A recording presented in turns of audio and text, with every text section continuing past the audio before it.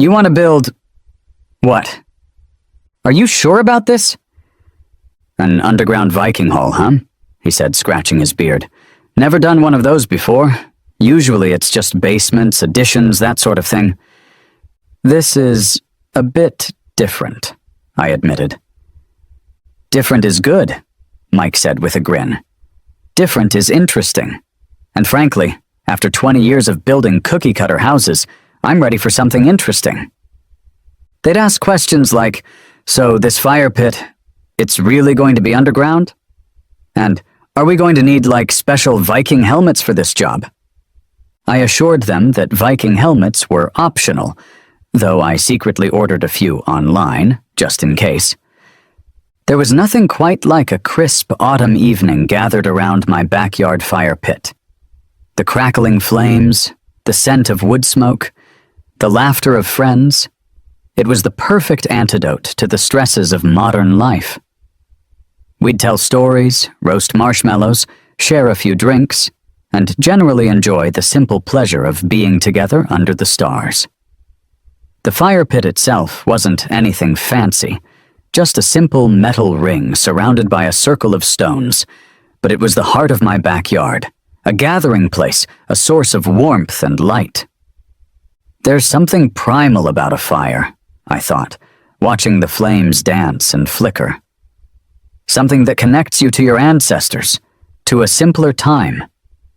Plus, roasted marshmallows. What's not to love?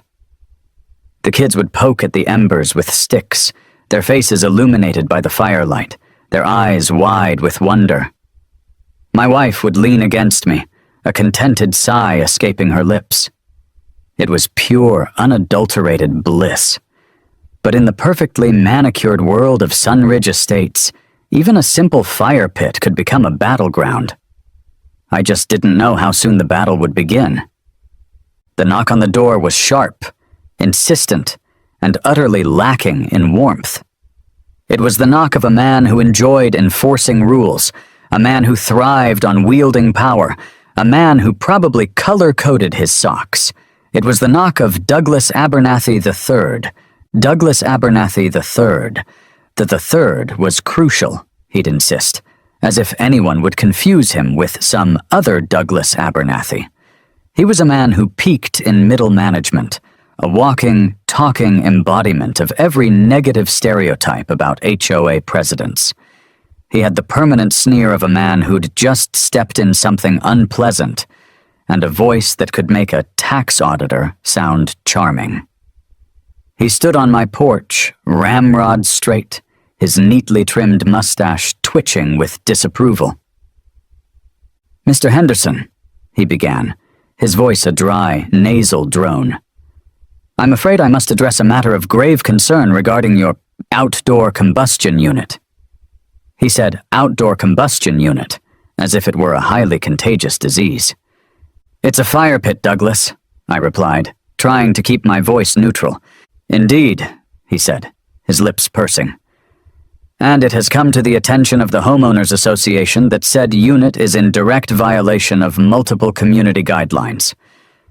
The smoke, Mr. Henderson. The smoke.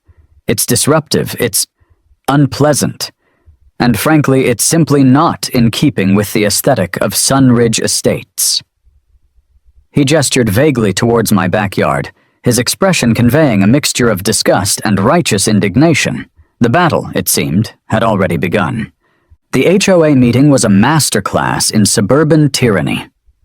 The community center's multi-purpose room, with its beige walls and flickering fluorescent lights, was filled with the usual suspects. A collection of retirees, busybodies, and people who apparently had nothing better to do than complain about their neighbors' landscaping choices. Douglas Abernathy III, presiding over the meeting like a petty dictator, launched into a prepared speech about the dangers and nuisances of open flames. "These fire pits," he declared, his voice dripping with disdain, "are a menace to our community. They produce smoke that disrupts the neighborhood atmosphere. They're a fire hazard. They're unsightly." He projected a series of photos onto the screen. a roaring bonfire, clearly not mine, a plume of black smoke billowing into the air, also not mine, and a picture of my perfectly contained fire pit, looking relatively harmless. This is absurd, I thought, my internal monologue growing increasingly indignant. My fire pit is safer than most people's gas grills. And the smoke? It's wood smoke, Douglas. It smells like camping. It smells like happiness. He went on to cite obscure fire codes, misinterpret safety regulations, and generally paint a picture of my fire pit as a ticking time bomb, a threat to the very fabric of Sunridge Estates. There were other ridiculous topics. Mrs. Gable brought up a petition to ban brightly colored doors. A vote passed to make sure no one put their bins out earlier than 6:08 a.m. The other HOA members, a spineless collection of yes men and yes women, nodded along with his every word. There was no debate, no discussion, no consideration of the fact that my fire pit was well maintained, safely contained, and a source of genuine enjoyment for my family and friends. The motion to ban all open flames, including but not limited to fire pits, chimeneas, and outdoor fireplaces, effective immediately, passed with a near unanimous vote. Douglas Abernathy III banged his gavel, a smug smile spreading across his face. The war on fire had been won.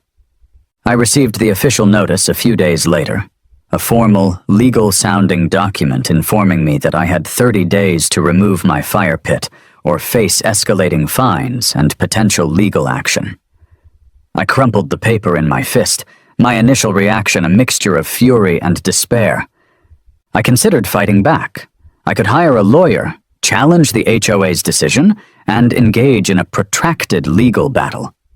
But the thought of spending months, maybe even years, arguing with Douglas Abernathy III and his army of beige-loving bureaucrats filled me with a profound sense of weariness.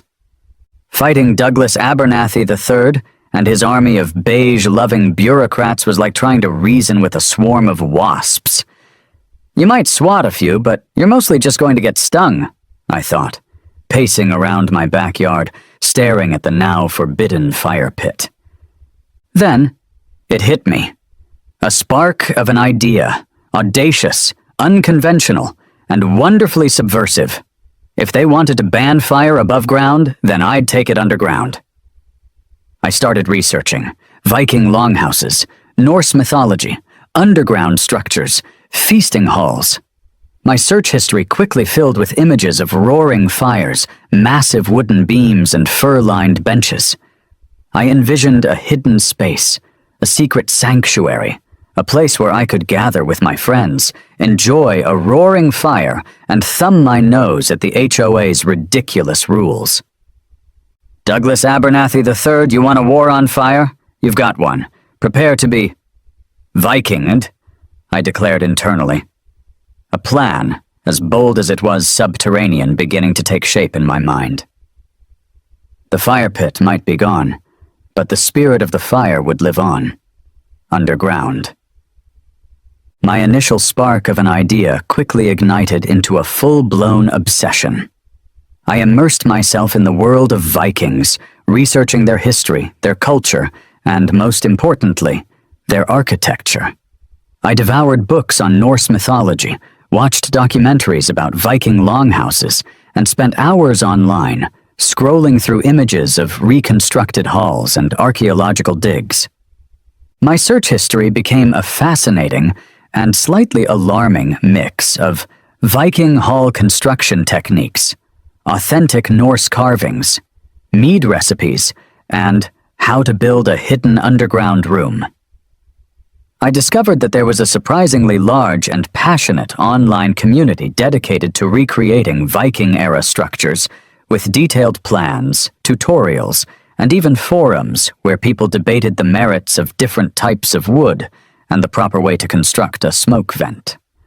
I learned about the langus, the traditional longhouse, the center of Viking social and political life. I learned about the massive wooden beams, the earthen floors, the central hearths that provided warmth and light. I learned about the intricate carvings, the animal motifs, the symbols of power and protection that adorned these structures. I started sketching out my plans, filling notebooks with drawings of underground chambers, hidden entrances, and elaborate Norse-inspired details. My initial, vague notion of a hidden fire pit was evolving into something far grander, far more ambitious, far more Viking. A mischievous grin spread across my face as I refined my designs. This wasn't just about defying the HOA, it was about creating something truly unique, something that would transport my friends and me to another time and place. It was about building my own personal Valhalla, right under Douglas Abernathy III's perfectly manicured nose. Finding a construction crew willing to build an underground Viking hall in suburban America was, unsurprisingly, a challenge. Most of the contractors I contacted were understandably bewildered by my request. "You want to build—" "What?" was the typical response, followed by a long silence and a hesitant, "Are you sure about this?" I finally found a crew led by a burly, no-nonsense foreman named Mike, who seemed more amused than confused by my project. "An underground Viking hall, huh?" he said, scratching his beard. "Never done one of those before. Usually it's just basements, additions, that sort of thing." "This is a bit different," I admitted. "Different is good," Mike said with a grin. "Different is interesting. And, frankly, after 20 years of building cookie-cutter houses, I'm ready for something interesting." His crew, a mix of seasoned veterans and younger guys eager to prove themselves, shared his enthusiasm, albeit with a healthy dose of skepticism. They'd ask questions like, "So this fire pit, it's really going to be underground? And are we going to need, like, special Viking helmets for this job?" I assured them that Viking helmets were optional, though I secretly ordered a few online, just in case. I explained my vision, showed them my sketches, and emphasized the need for secrecy.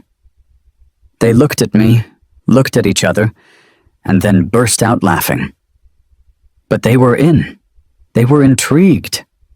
And I suspected they were just as eager as I was to see the look on Douglas Abernathy III's face when he finally discovered what was going on beneath his perfectly regulated neighborhood. The construction process was a marvel of clandestine engineering.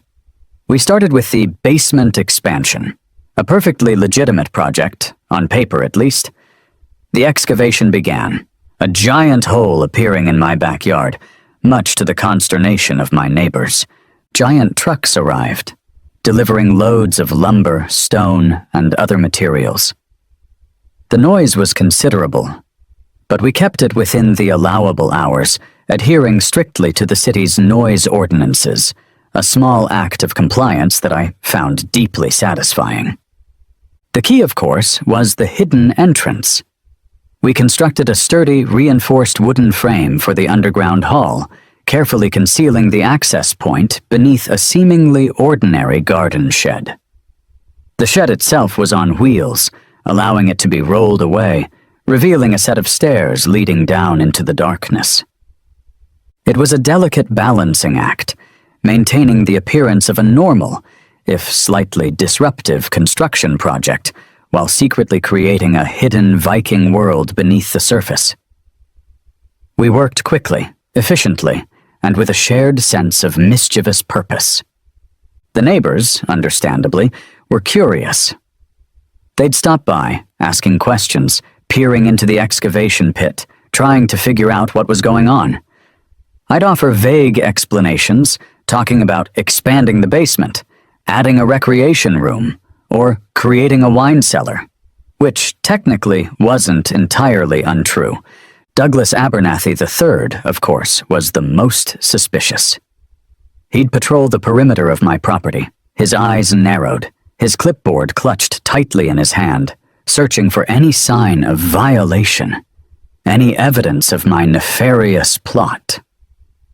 But we were careful, meticulous, and utterly determined to keep our secret safe. The Viking Hall remained hidden, a subterranean world of fire and feasting, waiting to be unleashed.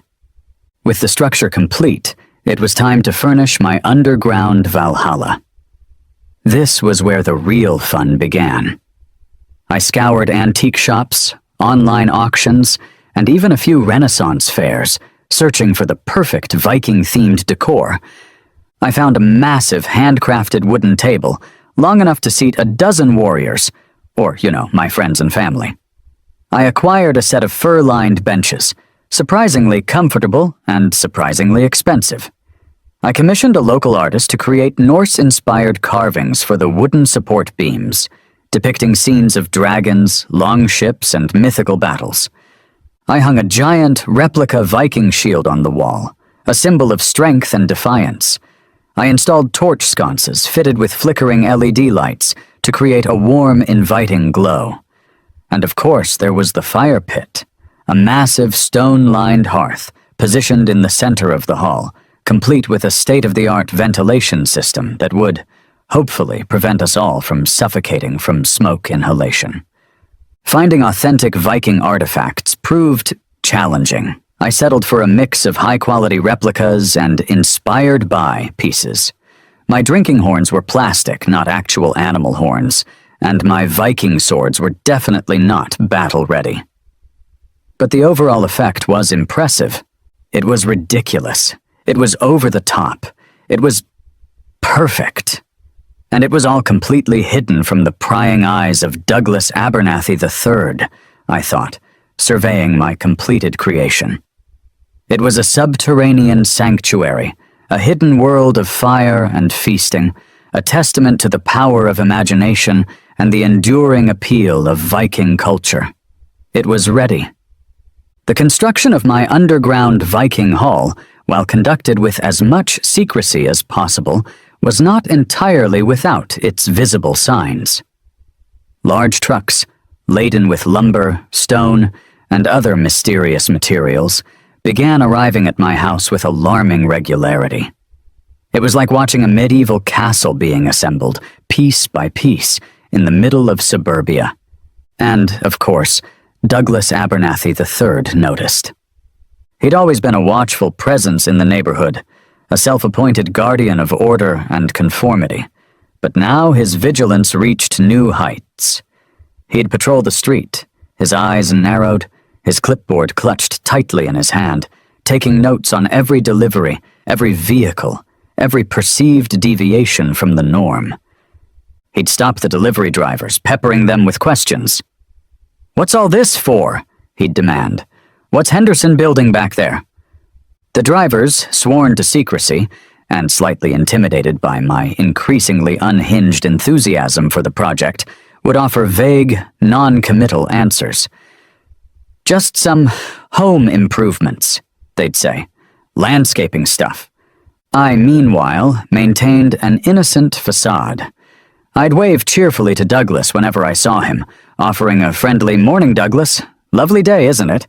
as if I wasn't secretly constructing a subterranean Viking fortress beneath his perfectly manicured lawn.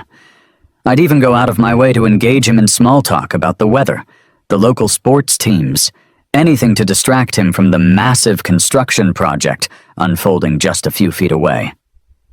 It was a game of cat and mouse, a delicate dance of deception, and I was relishing every moment of it. Before unleashing the full glory of my Viking Hall upon the unsuspecting neighborhood, I decided to hold a small, test-run gathering. I invited a few close friends, sworn them to secrecy, and prepared a modest feast of roasted meats, crusty bread, and, of course, plenty of mead. The evening was a resounding success. The fire roared, the music played, a carefully curated playlist of Viking-themed folk metal, and the laughter and conversation flowed freely.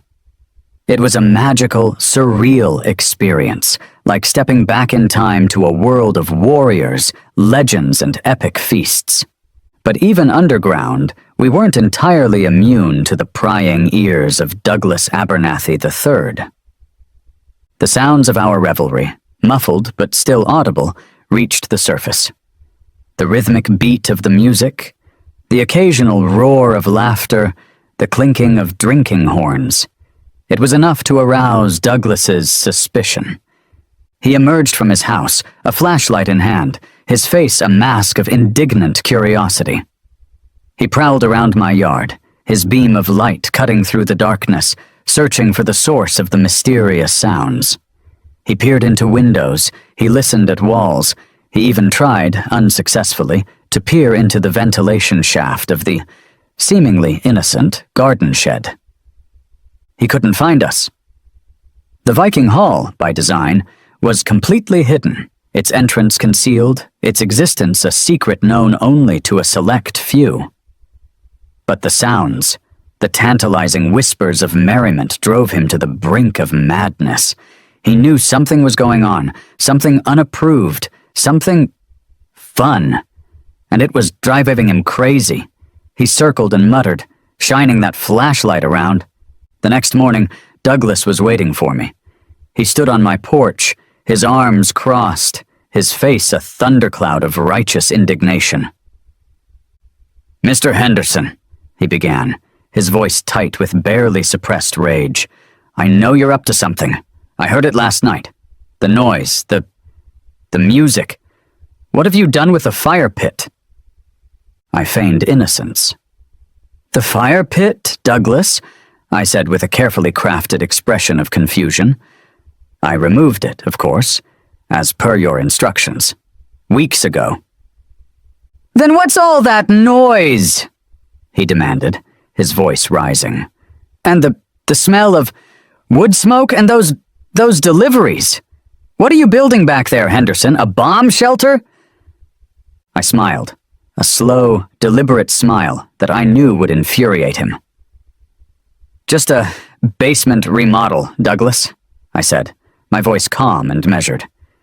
"We're, big fans of Scandinavian design. Very minimalist. Very hygge. I'd learned that word just for this occasion. "Scandinavian design?" he repeated, his eyes narrowing. "In your basement." "Indeed," I said. "It's all the rage. Very underground." I couldn't resist the pun. Watching Douglas's face twitch with suspicion and frustration was almost as good as a roaring fire. Almost, I thought, savoring the moment. He knew I was lying. He knew I was up to something, but he couldn't prove it. He couldn't see it. He couldn't touch it. "I'll be keeping an eye on you, Henderson," he said, his voice a low growl, a very close eye. "Please do," I replied, with a cheerful wave. "And if you'd like, I'd be happy to give you a tour of the basement once it's finished." He turned and stomped away, his navy blazer flapping in the breeze, a defeated, deflated dictator. The battle lines were drawn, and I was ready for the war. Douglas, true to his word, intensified his surveillance. He'd patrol the street, peering into my yard, his clipboard at the ready, searching for any sign of my basement remodel.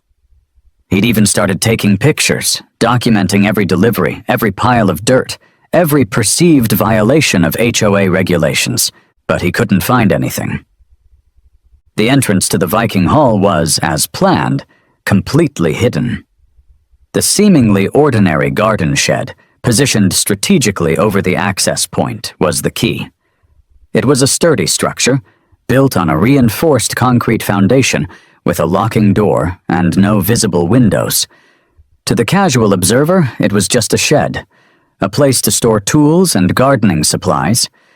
But beneath the shed, a set of heavy wooden stairs led down into the darkness, into the heart of my subterranean Valhalla. The shed itself was mounted on heavy-duty wheels, allowing it to be rolled away with a bit of effort, revealing the hidden entrance. It was a simple, elegant solution, and it was utterly Douglas-proof. He tried everything. He'd knock on the shed door, pretending to be interested in borrowing a tool. He'd try to peer through the cracks in the wood, hoping to catch a glimpse of something suspicious. He'd even try to accidentally bump into the shed, hoping to dislodge it and reveal the secrets beneath. But it was all for naught. The shed remained stubbornly in place, guarding its secret, a silent sentinel against the forces of HOA tyranny. Douglas's frustration grew with each failed attempt, his paranoia reaching new heights. He was obsessed, consumed by the mystery of my basement remodel. And I was relishing every moment of his torment. The hidden entrance was my masterpiece of deception, and it was working perfectly. The time had come. The Viking Hall was complete.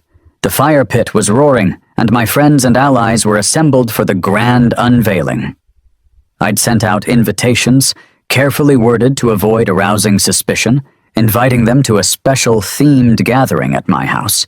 They arrived, curious and slightly apprehensive, knowing only that I'd been up to something in my backyard. I led them, one by one, to the seemingly ordinary garden shed, rolled it aside, with a dramatic flourish, of course, and revealed the hidden staircase leading down into the darkness. Their reactions were priceless. Gasps of astonishment, murmurs of disbelief, and then inevitably, laughter. They descended into the hall, their eyes widening as they took in the scene. The massive fire pit, blazing merrily in the center of the room, cast a warm, flickering glow on the wooden beams, the Norse carvings, and the long, handcrafted feasting table. The air was filled with the scent of wood smoke, roasted meat, a whole hog, courtesy of a very understanding butcher, and the sounds of Viking-themed folk metal, courtesy of my carefully curated playlist. My friends, dressed in a mix of regular clothes and hastily assembled Viking costumes, explored the hall with childlike wonder. They admired the fur-lined benches, they examined the giant Viking shield on the wall, and they marveled at the sheer audacity of the entire project. Drinking horns were filled with mead and ale, toasts were made, and the feast began. It was a night of laughter, camaraderie, and glorious, unadulterated revelry. It was everything I'd hoped for, and more. It was the perfect unveiling of my subterranean masterpiece. Of course, it wouldn't be a proper Viking feast without a little bit of drama, and who better to provide that drama than Douglas Abernathy III? Alerted by the sounds of merriment, and I suspect the tantalizing aroma of roasting hog, Douglas and a small contingent of his most loyal HOA cronies arrived at my house, their faces set in expressions of grim determination. They marched across my lawn, their flashlights cutting through the darkness, their voices raised in righteous indignation.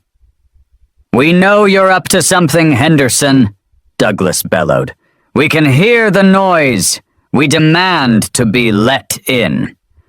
I emerged from the garden shed, feigning surprise. "Douglas," I said, "what a pleasant surprise. What brings you to my humble abode?" "Don't play innocent with me, Henderson," he snapped. "We know you're violating HOA regulations. We demand to see what's going on in your, basement." I smiled. "Of course, Douglas. Follow me." I led them to the shed, their anticipation and suspicion growing with each step. But yet again the shed sat there. Closed. Just a shed. Nothing to see. They circled and peered, faces twisted in anger. Douglas, fueled by a mixture of frustration and desperation, called in the big guns, a city building inspector. He was convinced that I'd violated some code, some regulation, some obscure law that would allow him to shut down my underground den of iniquity. The inspector, a weary-looking man named Bob, not the same Bob from the pool incident, thankfully, arrived the next morning, clipboard in hand, ready to assess the situation. I led him to the shed, rolled it aside, and gestured towards the hidden staircase. "After you," I said with a flourish. Bob descended into the Viking Hall, his expression a mixture of confusion and awe. He spent a long time down there, examining the structure, the ventilation system, the fire pit, and all the other details. He consulted his codebook, he took measurements, he made notes. Finally he emerged, blinking in the sunlight. "Well," he said, turning to a fuming Douglas, "I can't find any violations. The structure is sound, the ventilation is adequate, and everything seems to be up to code." He paused, a slight smile playing on his lips. "Actually," he added, "it's quite impressive. Very historically accurate. You've done a remarkable job, Mr. Henderson." Douglas looked like he'd been struck by lightning. He sputtered, he stammered, he tried to argue, but it was no use. The inspector's verdict was final. My underground Viking Hall was not only legal, it was amazing. As word of his failed inspection spread, a local college professor, Dr. Eleanor Vance, head of the history department, caught wind. A specialist in Norse history and the Viking Age, she was initially skeptical, expecting a poorly made, inaccurate mess. However, upon inspection, she was delighted, announcing it was a wonderful educational resource. She wanted to feature the hall, do interviews, maybe even get a grant to do an archaeological dig. Any further action by the HOA would be a PR disaster, going against historical and educational considerations. Douglas, publicly humiliated and outmaneuvered, resigned. His carefully built, beige world, shattered by a buried long haul. My underground Viking Hall became a local legend, a whispered about curiosity that drew visitors from far and wide. It was featured in local newspapers, on regional television news, and even on a few obscure online travel blogs. People were fascinated by the story, by the sheer audacity of building a hidden Viking Hall in the middle of suburbia. I started receiving requests for tours, for parties, for even Viking-themed weddings. The Great Hall of Sunridge Estates, as it became known, was a unique, unforgettable destination, a testament to the power of creativity and the enduring appeal of Viking culture. It was also, of course, a constant, glorious reminder of Douglas Abernathy III's defeat. I embraced my newfound role as the Viking chieftain of Sunridge Estates. I hosted regular feasts and events in the hall, celebrating Norse holidays, welcoming new neighbors, and generally fostering a sense of community and camaraderie. The HOA, now under new, more enlightened leadership, even started sponsoring some of the events, recognizing the positive impact my underground den was having on the neighborhood. The HOA, once the bane of my existence, now a group that could do nothing but watch on in awe. It was a crisp autumn evening, much like the ones that had inspired this whole crazy adventure. I sat at the head of my long, wooden feasting table, surrounded by friends and neighbors, the fire roaring merrily in the central hearth.